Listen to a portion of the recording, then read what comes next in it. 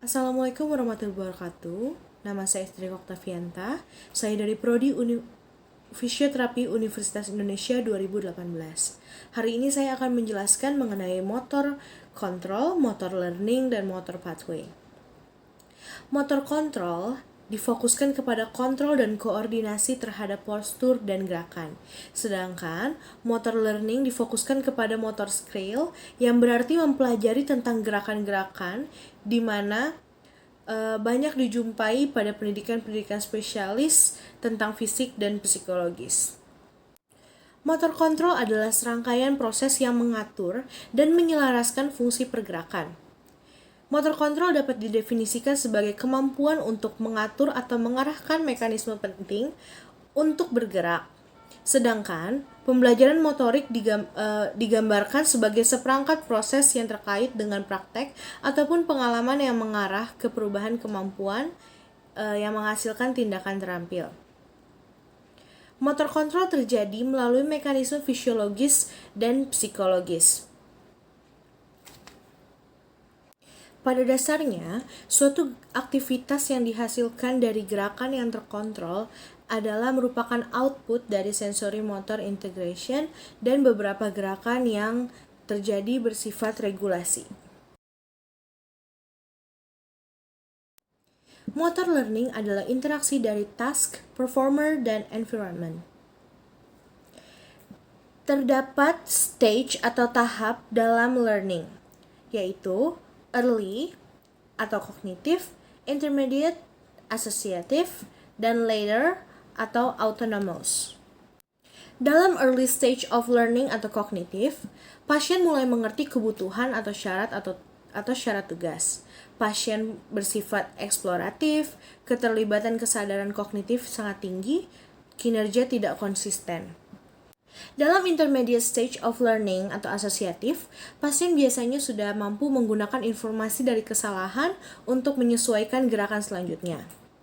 Bantuan atau arahan dalam tahap ini sudah mulai tidak dibutuhkan. Kinerja dari pasien pun sudah mulai lebih konsisten.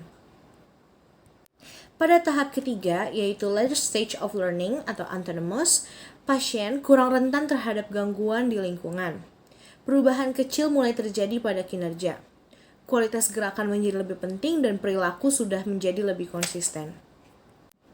Secara anatomis, di otak terdapat dua korteks utama yang berperan dalam motor pathway. Yang pertama adalah motor cortex yang mengatur motor movement dan sensasi. Yang kedua adalah somatosensory cortex, berfungsi untuk sensori motor integrasi, emosi, atensi, dan sebagainya. Homunculus adalah bagian pada motor cortex yang mempresentasikan area fungsional tubuh seperti wajah, tangan, kaki. Korteks tersusun dari materi abu atau outer gray matter, tempat sinapsis berada, dan materi putih atau inner white matter yang mengandung myelinated axons. Pada setiap sisi, kanan dan kiri, terdapat area mewakili region tertentu pada tubuh kita. Pada sisi kiri tubuh, terdapat area yang mewakili regio kepala, tangan, dan wajah. Area inilah yang membentuk motor korteks tersebut dan menjadi tempat munculnya sinyal yang akan membentuk gerakan pada region tubuh tersebut. Sinyal motorik akan dikirim dari bagian homunculus tersebut menuju ke area fungsional yang dituju untuk menghasilkan gerakan atau respon lainnya.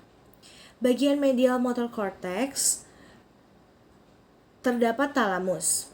Sinyal motorik yang dihantarkan dari motor cortex akan melewati talamus terlebih dahulu.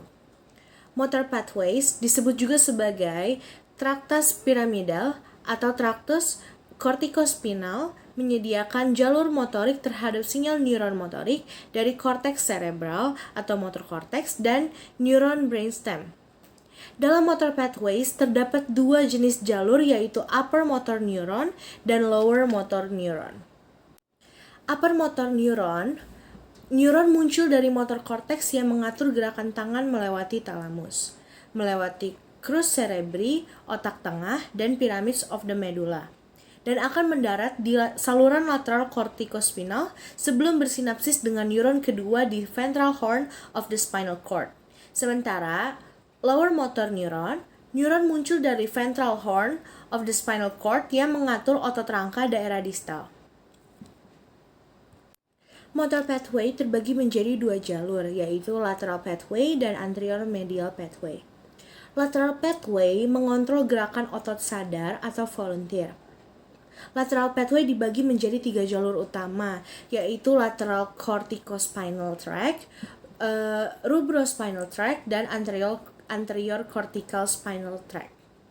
Lateral corticospinal tract mengatur gerakan pada otot distal seperti otot-otot forearm atau lengan bawah.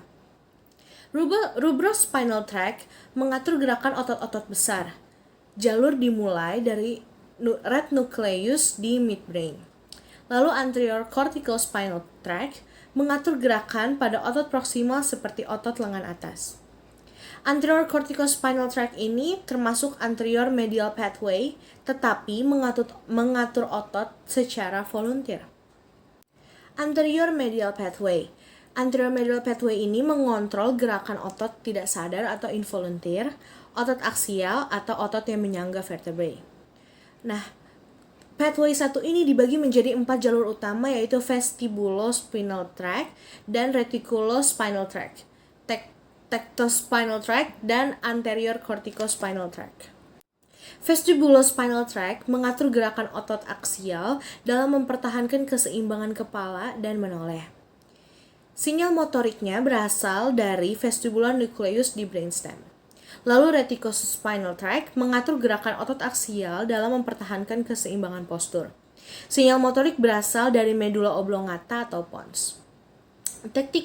Tectospinal tract mengatur gerakan otot dalam orientasi. Sinyal motoriknya berasal dari superior colliculus di midbrain. Lalu yang terakhir, anterior corticospinal tract mengatur gerakan pada otot proksimal seperti otot lengan atas. Otot ini termasuk anterior medial pathway tetapi mengatur otot secara volunteer.